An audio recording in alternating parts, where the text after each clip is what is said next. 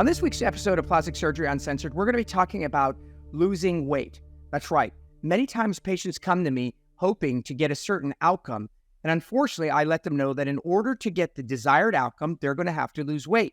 As we all know, losing weight can be incredibly daunting and difficult. I'm going to tell you my secrets to losing weight. You're going to want to check out this episode of Plastic Surgery Uncensored. Welcome to another episode of Plastic Surgery Uncensored. I'm your host, Dr. Roddy Rabban, and I have a great show for you today. It's about how to lose weight. That's right, the $64 trillion question. The question that everybody wants to know. There are millions, hundreds of millions of people that are trying to lose weight and can't seem to lose weight. And that's right, I have the secret. I know how to lose weight. Great part about it is it's no secret. None of the things I'm about to tell you, you don't already know. I'm hoping that by sharing you another insight or perspective on weight loss, perhaps, and just perhaps, it might inspire you or jar you into losing weight. So I'm going to break it down for you. We'll go step by step, and let's check it out. So obviously, weight loss is a huge component of plastic surgery. In and of itself, there are instances where patients come to my office and they're unhappy. They don't like the way they look. They come to me in hopes of me helping them acquire or obtain the aesthetic outcome they want in order to be happy. So one of the most common things that are being requested when they come to see me is what? Liposuction. I'm a little overweight. I don't love my love handles. I'm not really so happy about my belly and my gut, or the fat in my arms, et cetera, et cetera. And so the question they ask is, can you help me? And the natural next tendency is, can I do liposuction? So people who know me, people who follow me, people who hear what I have to say know that I'm not a fan of liposuction. Do I do it? Sure. Probably 1/10 as frequently as my colleagues. The reason I don't like it is not because I don't want money. It's not because I'm above it or beyond it. It's because the results of liposuction tend not to be what people think it's going to be, in that when the fat is removed, the residual outcome, the skin, the contour, the shape, the tightness is almost always disappointing. And hence, very, very few people are good candidates for liposuction. So what happens is, what do I tell them? I try to tell them and teach them how to lose weight, because sometimes all they need is about 10 pounds or let's say 15 pounds, and they're going to be right on track exactly where they want. They saved a boatload of money. They avoided any surgery and zero downtime. So I'm a huge advocate. If someone comes to me and they can get there without my surgical intervention, oh, hell yeah, I want them to do it. I don't need them to come through me to get there. So naturally, the next question is, hey, I think with 10 to 15 pounds, you're going to look amazing. And they're going to be like, yeah, I've been trying. Easier said than done, right? Everyone who's listening who is a little overweight or more than a little overweight wants to lose weight. They just can't. I just can't. I'm trying. I don't know. My metabolism has changed. You don't understand my kids. There's always some excuse. Yes, it's an excuse. I always tell patients, if you got into a car accident tomorrow on the way to wherever you're going, you broke your jaw in the car accident, we wired your mouth shut, and you could only have smoothies and eat through a straw for 8 weeks, I guarantee you will lose weight. There's no question. You're not going to be like, oh, my metabolism. No, you're going to lose weight. So clearly, it's not your metabolism. Yeah, are some people really lucky, like my wife? Sure, some people are lucky. Their metabolism is amazing. Are some people unlucky and their metabolism is shit and slow? Yeah, but that doesn't mean you can't lose weight. It just means that you have to work a little harder. So here are the things, if you will, the so-called secrets of how to lose weight. Number one biggest misinformation. When I say lose weight, the first thing people say to me is, oh my God, I have a trainer 5 days a week. I work out 2 hours a day. I don't know. I can't lose weight. And the answer is 95% of weight loss is Diet. 5% is what you exercise. So why is that? Because 90% of people go work out, Pilates, yoga, running, biking, hiking. They burn 1,000 calories. That's pretty damn good.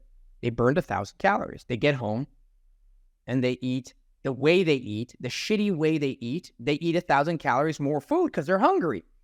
What happens when you exercise? You rev up your metabolism. You're at 1,000 calorie deficit. You're starving. You're hungry. You have absolutely no idea how to eat correctly. So you eat more of the shit that you normally eat, and somehow you break even. And then, so what do you hear? Oh, my trainer, I've been with my trainer for years, and I'm just, yeah, sure, muscle mass, and you put on muscle, and muscle burns calories, and yada, yada, yada. But the reality is that if you don't alter the 95, your 5 is irrelevant. I guarantee you, I can make you lose weight. You don't have to get off your sofa. Of course you should work out. You should work out for a million reasons. Stress reduction, good for your cardiovascular system. You build muscle mass. It's good for your heart. You'll get less of a heart attack. But it's not the ideal way to lose weight. If you want to lose weight, you don't need to get off your sofa.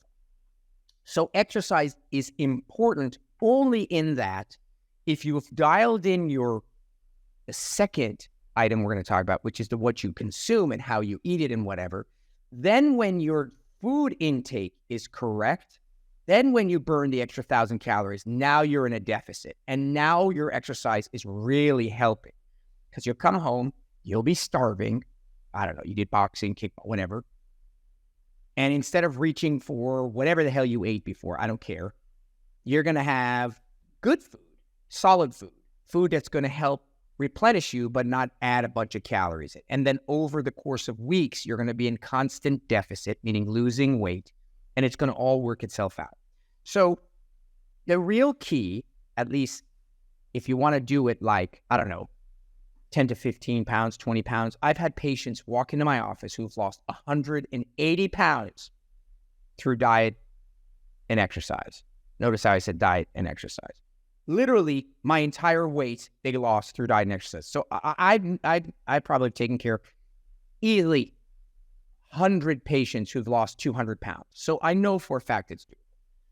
All right, so what is the key to diet? What is it? So I've broken diet down into 3 items. It's what you eat, when you eat, how much you eat. What you eat, when you eat, how much you eat. So let's break this down. So what you eat is, do I eat chips or do I eat broccoli? So that's choice number 1. What the hell are you putting in your mouth? In other words, when I'm hungry, do I eat something high in nutritional value that will fill me up, low calorie, or do I eat something that's low in nutritional value, high in calorie, that doesn't fill me up? So first thing is what you eat. Everybody knows that, right? Everybody knows that, which is don't eat shitty food. Okay, that's no rocket science treat. So why is it that people can't do it? Well, number 1, they buy shitty food. If there is nothing in your pantry, it's just not there. You open it, you're starving. God, I want some chips. Me and my wife have a chip addiction. That's right, I admitted it. I have a chip addiction. If there's a bag of chips, I'm going to eat it. I don't care what it is, when it is, what. So how do we get over this? We don't buy chips. I mean, how we just don't buy it. It's just not in the house. I'm starving. I come downstairs. I open the pantry and there's no chips. So don't buy the goddamn bad food. And then when you're starving and your brain is not functioning and you're just desperate, you won't have anything to eat. And instead buy stuff that you know you don't want to eat, but when you're hungry, you're going to eat it. Like celery, carrots, quinoa, I don't know, almond butter. There's a million of these things. I'm not going to sit here and tell you because there's 8 billion websites that tell you these things. Just buy good food and don't buy shitty food. The other thing is meal prep. Have it ready. Have it ready. Just, I'm starving, and then it's ready. So the next thing is when you eat. So I'm going to eat, my calorie intake for the day, let's say, is 1,500 calories. That's it. That's what I'm supposed to consume based on whoever the hell made this thing up. So I'm going to eat 1,500 calories of potato chips or 1,500 calories of broccoli? Okay, I'm going to eat 1,500 calories of broccoli because I just told you that's what you need to do. So am I going to eat 1,500 calories of broccoli between the hours of 7 a.m. and 3 p.m.? Or am I going to eat 1,500 calories of broccoli from the hours of 6 p.m. and midnight? So when do I eat it? And there is a time to eat it, and there is a time not to eat it. The later in the day that you eat, there are people who lose literally 50 pounds, and the only thing they've done is stop eating after 6. That's it.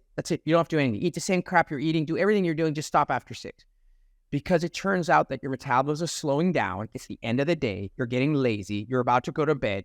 You're not burning a bunch of crap. You don't need the calories, and it's just sitting there getting stored. But if you eat it early in the day, you're going to burn it off. That's just rocket science to figure that out. So try to consume your food earlier in the day. That's why they tell you largest meal and breakfast, then the medium meal, and your dinner should be small. The reason that is you don't need it. You don't need the damn calories. What do we do in America? What do? I eat a tiny breakfast, which is coffee and a stupid whatever.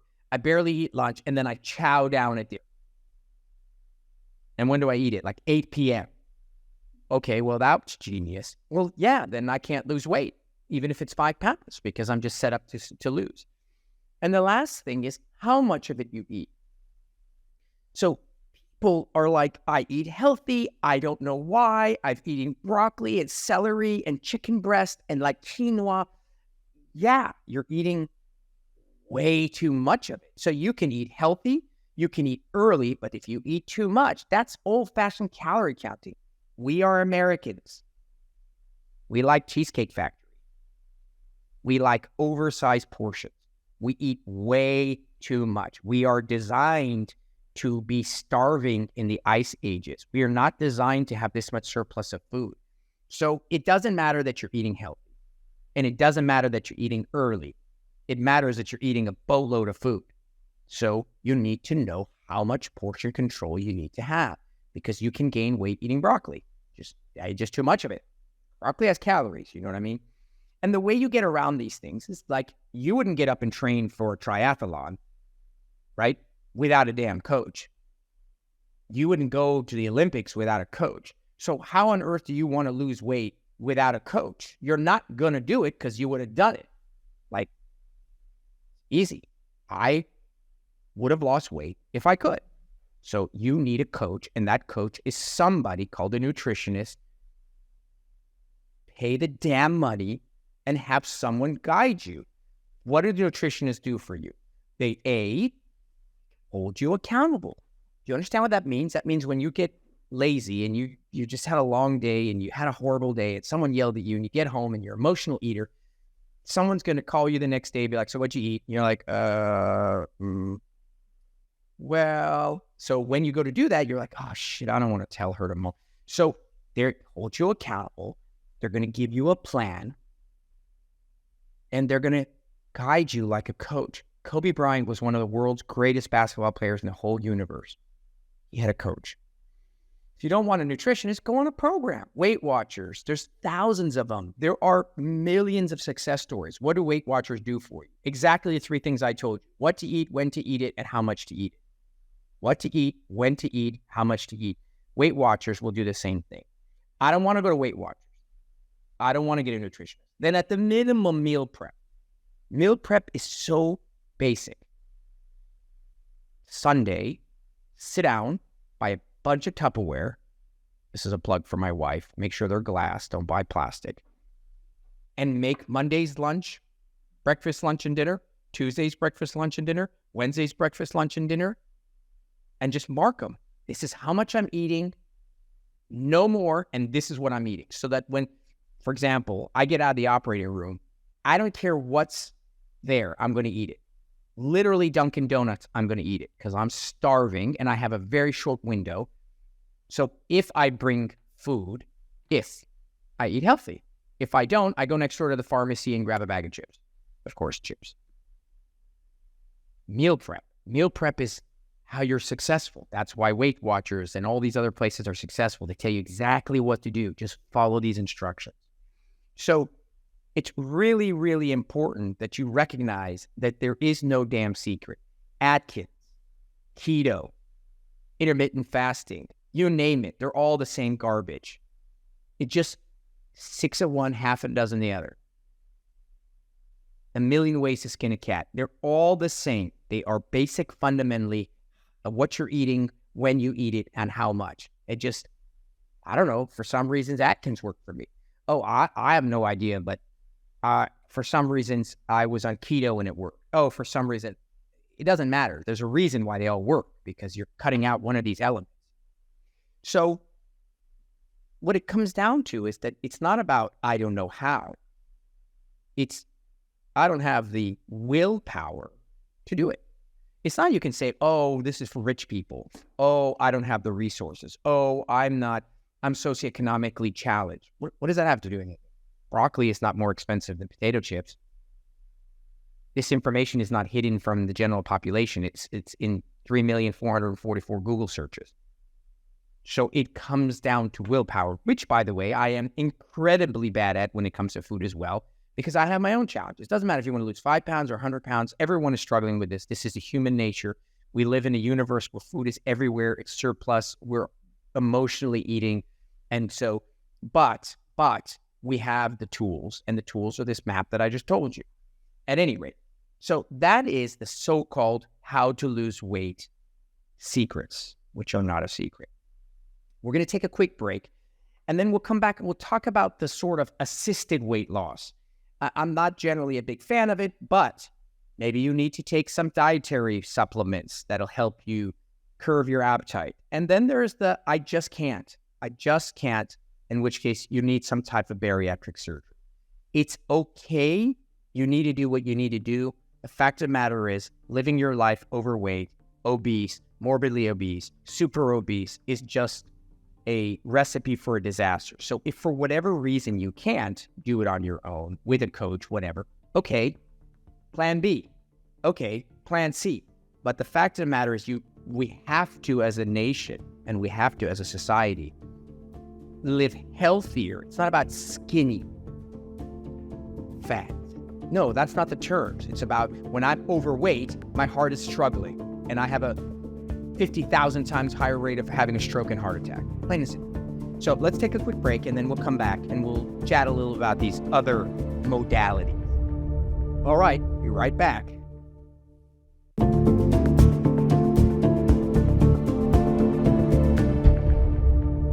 Welcome back to Plastic Surgery Uncensored. So we have been chatting about the secrets to losing weight, which by now you already know is not a secret.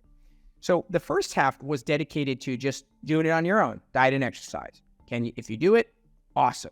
We'd love you to do that because it's by far the most affordable, economic, easy, straightforward. And of course, then it's going to be ingrained in you because it'll be lifestyle changes, right? We always say lifestyle changes. If you do a fad diet, strip down, lose 30 pounds for an event, the success rate is 1%, right? 99% of people are just going to balloon back to whatever weight they were because they really made no major changes. They just starved themselves for like 30 days to get it to this event. So that's the ideal way to do it. In the event that you can't, I just physically can't. Okay, fine. There are people who take supplements. Now, I don't know anything about them. Zero. I'm not a fan of them because I think that they are basically manipulating your body to do something. But if you use them like training wheels, again, training wheels come off. You don't go riding around the park at the age of 17 with training wheels. They're there to help you get started. If you use these modalities that I'm going to discuss as training wheels to get to healthy lifestyle, eating right, fine, no problem. We call it a crutch. It's to get you there. So what are they? There's a lot of pills, and the pills are doing what? They're either stimulating your metabolism, meaning you're burning more calories, or they're appetite suppressants, killing your hunger. So there's only two ways this equation works. The beauty of weight is it's no more complicated than a checking account. What you put in and what you withdraw. That's it. I put in $1,000 into my bank account and I withdrew $1,500. So I'm negative $500. Same thing. I ate 1,000 calories. I worked out 1,500 calories, whether it's workout combined with your metabolism, and boom, I'm negative 500 calories. I'm burning it from my storage. I got to dig into my savings. Okay. So the pills historically, there was pills that were like fen-phen, and fen-phen was a huge fad. And I actually think these phentermine and other types of amphetamines and stimulants are still popular. Again, it's not what I prescribe. I know nothing about it. I know it's a huge business. They're like iterations and cousins of cocaine and methamphetamine, right? They're all kind of like, that's why 90s Coke addicts were all skinny, because you're not eating, you're burning a ton of calories. But in these pills, sometimes it helps people. So what they're doing is curtailing your appetite and burning more calories and revving up your metabolism. There's a new one, and I feel terribly bad that I don't know it, but there's some diabetic medication that a lot of people are taking. It's a medication for diabetes and insulin resistance, and it's become quite popular. Again, no idea what it's doing, no idea how it's working. All I know is it's, for some people, been incredibly successful, and they've shed off a lot of weight. Now, will they be able to transition to a sustainable way of life such that in 3 years and 5 years and 7 years, they stayed at the healthier weight? Only God knows. But at least this tool exists and gets you started. And it's better to have gotten started and failed than to never start at all. So pills are one methodology that people are using, and there are all different kinds of them. But again, the two basic principles are stimulation and appetite suppression. The last, and may arguably be the most aggressive, but frankly necessary, is bariatric surgery. So bariatric surgery is a process in which a surgeon will go into your intestinal system, starting from your stomach down to your intestines, do something there that will then cause you to either malabsorb, you're not absorbing the calories, it's restrictive, meaning when you eat, you feel full, it is causing you to bypass certain areas. There are a lot of different kinds of bariatric surgery, and bariatric surgeries has evolved, right? It started out with something called the gastric bypass, meaning you were bypassing segments of your intestines, which were absorbing the calories. And I think it's still being done on a much smaller scale, in a much better way, but it really has been overtaken by other surgeries. Then there was a massive trend towards something called the lap band, right? It was all over the place, in which you put a little kind of a balloon around the neck of the stomach, and when you would eat, you'd be full. I mean, if you couldn't eat, you barely could eat any food. It was like restrictive. The problem was that it later turned out to have a million issues. It was eroding and blah blah blah blah blah. So they did away with that. And if I'm not mistaken, right now the most popular and most effective way, which is actually ironic because it was an original idea, is called the gastric sleeve, which is you go and you basically cut a segment of the stomach out. It's gone. And therefore, when you eat, you have a much smaller stomach and you're full almost immediately. And that's the new, most popular type of bariatric surgery. That bariatric surgery is being done, historically used to be in people that are really overweight. We used to go by BMI, their body mass index. And you'd have to be obese or super morbidly obese or what have you. Today, just like the lip lift or other surgeries that are being done very aggressively, it's being done in less heavy people. So let's say you're 5'5" and you weigh 175. Well, you're overweight, but you're not super obese, but it's being done. So that, again, is between the bariatric surgeons in the world. But again, I'm not going to pass judgment. I'm saying if it allows you to get going and on the right track, high five. What is the objective here? Why are we losing weight? We're losing weight because having excess weight creates strain on our physiology and then leads to early mortality and high level of morbidity and crappy, poor quality of life. Let's be sure we understand that. I don't care what you weigh. I'm just saying that when you are having a heart attack at 38, knee replacement at 40, or stroke at 47, there's a problem. So the bariatric surgery, this sleeve seems to be what's most popular now. What's the issue? Again, like the pills, if you don't use that period of time in which you're actually eating and being full to retrain your brain to eat less, which is what you eat, when you eat, how much you eat. If you're not retraining your brain to manage those elements, you can eat through your sleeve. What does that mean? You just keep eating, and gradually you expand your stomach and you're back where you were. So these things are not going to make you stay skinny or lose weight forever. They'll get you started, but there is no shortcut to diet. Just none. You're a car, and it all comes down to the gasoline you're pouring in. You can add some, extra things to it, but you're going to need to know what gas you're going in. So I think that weight is fascinating because it affects our mood, it affects our ability to enjoy life, it affects the way we look, it affects our aesthetics, it affects so many elements of who we are as a human. And so weight is a big, big burden in America. And so I think this idea of how to lose weight, which was the segment name, and its secrets is very important. And I at the end of the day, I'm saying nothing original. I'm the type of person that likes things organized or outlined so that I can grab it and remember it. So I tell my patients every day, literally every day, change your diet, lose 10 pounds before your tummy suck. Change your diet. I need you to lose 6 pounds before your mommy makeover.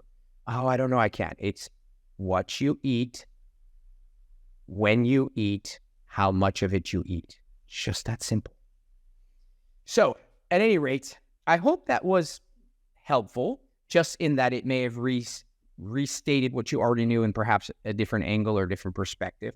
I hope that as a result of it, maybe you get kind of motivated to lose a little weight.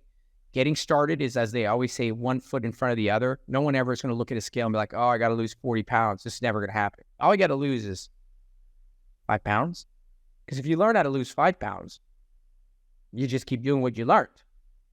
It's just losing the initial 5 pounds or 10 pounds. And so it's all about being able to come up with a sustainable plan, whatever that plan is.